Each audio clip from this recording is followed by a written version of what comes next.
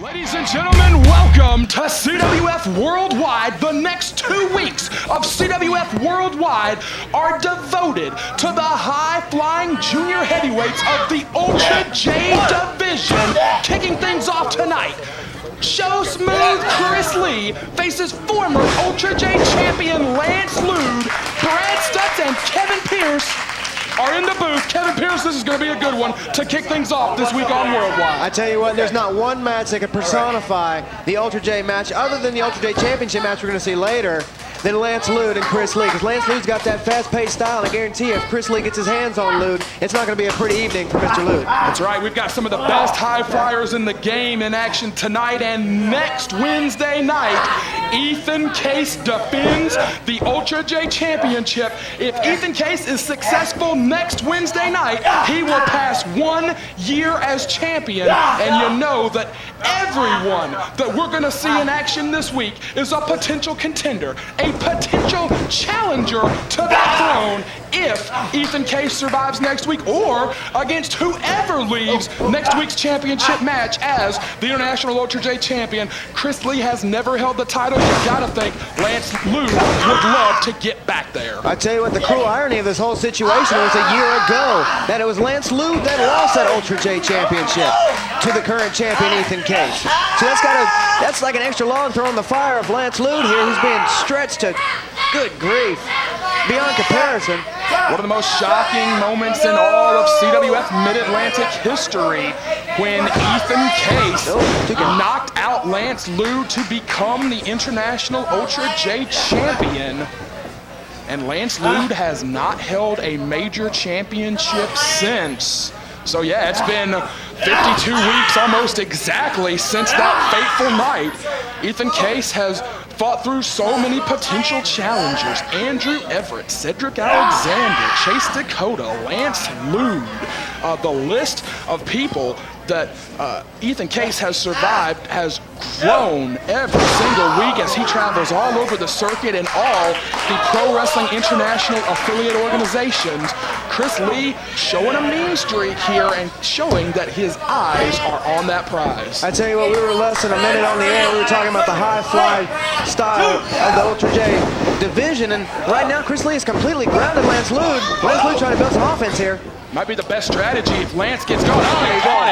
When Lance gets going, he is incredibly hard to stop. He's hard to maneuver, and yeah, I do think it is the best strategy to keep Lance Lude on the ground here. And that's exactly what Chris Lee is doing. Fans still filing in to the Mid-Atlantic Sportatorium as we are just a couple of weeks removed from the historic 15th annual CWF Rumble.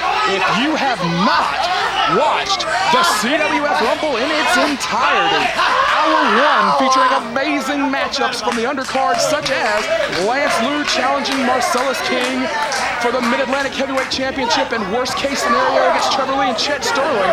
Chris Lee gonna go get a hug from Wifey on the outside. A little bit of R&R for Chris Lee, who now gets back into the ring. Might need a little TLC. And then week 2 of CWF Rumble coverage was all about that incredible 30-man over-the-top rope matchup. We'll show respect here. You don't see that too often. Wait a minute. Oh, he pulled him right back in. Suckered him right in. Chris Lee actually had the unlucky distinction of drawing number 1 in that Rumble match. So he's looking to rebound from what had to be a disappointing night. You know, you prepare for the CWF Rumble all year long. You look at it as a humongous opportunity to earn a title shot, but somebody ends up with that fateful number 1. This year it was Chris Lee. He's trying to rebound from what had to be a disappointing look at the draw here, but now it is Lance Lude that is on the arm of Chris Lee.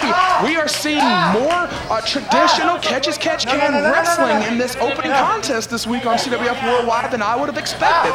Almost a tentativeness, almost a conservation to both men, not going all out to the wall like we kind of thought they might. It may also be a case of everyone here knows what kind of match an Ultra J title match can hold, and they're trying to do anything they can to not use that game plan and use something different. Speaking of which, wait a minute, Chris Lee catches Lude. Lude might have been going for La Cristo right there. Chris Lee has caught him. Oh dear,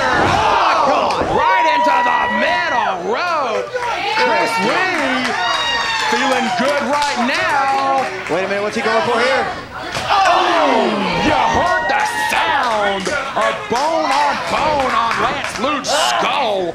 Rolls him over into the cover. 2 and Lance Lude almost got knocked out again. Almost 52 weeks to the day that he got knocked out and lost the Ultra J title. It almost happened again, Kevin Pierce. I love that Chris Lee did not waste any time right there. The minute he hit that move, he slid right in, went right for the pin. That's what you have to do with a guy like Lude. You cannot give him that half inch a second, because I guarantee you he will use it against you.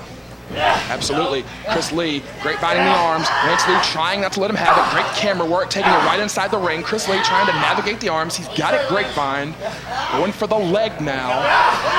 Referee Kane Justice is right there. And he may, Lance Lude, one of the more limber, one of the more flexible guys on the roster, but there's no one that cannot be put in a compromising enough position if you're strong enough. I was about to say, we may call him Stretch Armstrong by the end of the night, because he's just getting absolutely ragtagged here.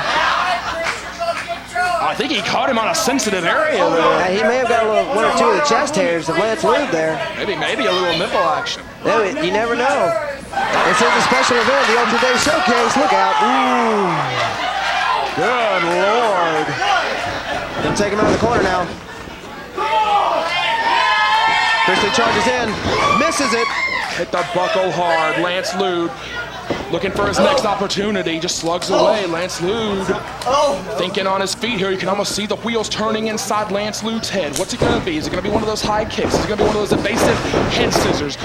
He's going to go to the ropes. It did not pay off, but he knew he wasn't there. Good thinking there. Ooh, swing and a miss. Taylor's got him up, look out. Oh, man, drives Lude right down to that canvas. Cover, 1, 2.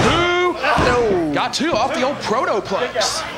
Impressive move there. I think for Lance Lude, it's going to be one of those situations where he catches him in a whim. He's going to have to catch him with something really quick, something Chris is not ready for.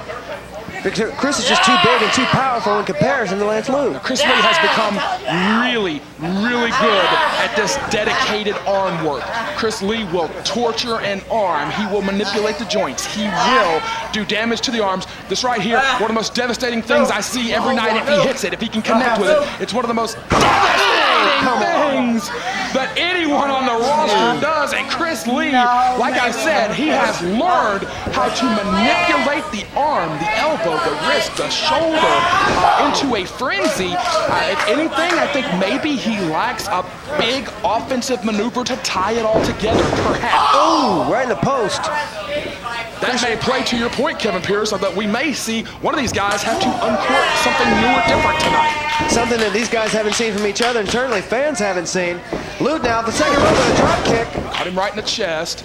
Lance Lude, big clothesline, caught him off balance there. He's ragtagging the bigger man right here. Lance Lude does possess surprising striking power. We have seen it time and time again. I remember way back in the day, he took Corey Edsel off his feet when Edsel weighed upwards of 400 pounds. Big moonsault, center of the ring, cover! Ooh, did not get him. Chris Lee did everything he could to get that left shoulder off the canvas. He shot it straight up to the sky. Referee Kane Justice seeing it, calling for a 2 count. Lude, I think Lude is starting to get a little either confused or worried as to what he has to do to beat. Oh, wow. Chris Lee here. We haven't really touched on it. We touched on what happened a year ago. We have not touched on the year that Lance Lude had since then. A devastating injury that took him out of the sport. Sitting at home, sitting on the sidelines, full of self-doubt, full of regret, wondering if he would ever even get a chance to get back in the ring. Lance Lude has battled his demons, and one of those demons is self-confidence. When you're sidelined with a massive injury like that, Lude did not get the soul food. Lance Lude did not let him have the soul food. Hold on, pace may be quickening here. Into the tornado DDT. Chris Lee caught him. There's that size advantage. Chris Lee, ooh! Wow, okay, well that's completely on the referee there. Yeah, referee's discretion. You would know better than anybody. And in an important event like this, you really don't want to disqualify anybody. Oh, man. Caught that soul food on the second attempt. Chris Lee goes for the cover. Kane Justice has got to make sure they're out of the ropes. Ooh, nice. Not really great thinking on the part of Chris Lee there. Should have pulled him to the center, but that trade-off there, you waste valuable seconds. Well, here's the thing about it. The ring awareness, you're absolutely right. But it's not even so much touching the ropes. The minute your foot breaks the barrier of those ropes, it is considered null and void. Absolutely. That will negate the pinfall. To the buckle goes Lance Lude. Fire away from Chris Lee. As you got in mind here. As we were talking about a few moments ago, Lance Lude still wrestling with those demons, so to speak, the issues of self-confidence. Can he still go? Is he still one of the best in the game? He's trying to prove it to himself every single night. He went toe-to-toe with the Mid-Atlantic Heavyweight Champion, one of the hardest fought matches of the year. Now he's going toe-to-toe with one of the best young wrestlers on the circuit. Lude awakening? No. Chris Lee too strong. Got out of it.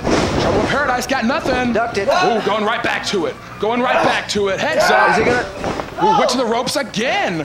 Chris Lee trying to use the ropes to his advantage here. Lance Lude, hold on, no look. There we go, Tornado DDT. Second or third time that Lance Lude has tried it, and he got it on that next attempt. Lude may have him here. All he's got to do is pin him. Going for the cover. Referee there. 1, 2. No. Only got 2. Wow. And that was in Chris Lee's advantage, how close he was to the ropes right there, because as he kicked out, he could have just went right out to the floor and maybe saved himself a few more seconds. See a lot of guys do that. Try to create that distance. Lance going up. What's it gonna be here? So many amazing high-risk maneuvers that come from this man. Ooh, he kicked him right in the mouth. Ooh, that might be a KO. Lance Lude from the top rope may not know where he is at this point in time. This has got to be instincts with him fighting back. He got nailed right on the jaw, right on the button. Oh no, he's still got a spring in his step. Oh, Chris Lee will outstrike just about anybody. The strikes of Chris Lee proven to be the difference maker in this matchup so far, but Lance Lude will not be denied. He will not give up. He's fighting back for everything he's got. Off the top comes Lude. Oh, he caught him. No. He caught him in the Dragon Rana. Oh, he flipped through. He got it it. away. Chris Lee holding him down with the 2. And he got him. Huge victory for Chris Lee in a hard-fought contest between 2 amazing, unbelievable athletes. Both men needed a win. Chris Lee picks it up tonight. 12 minutes, 39-7 winner by pinfall. So smooth, Chris Lee.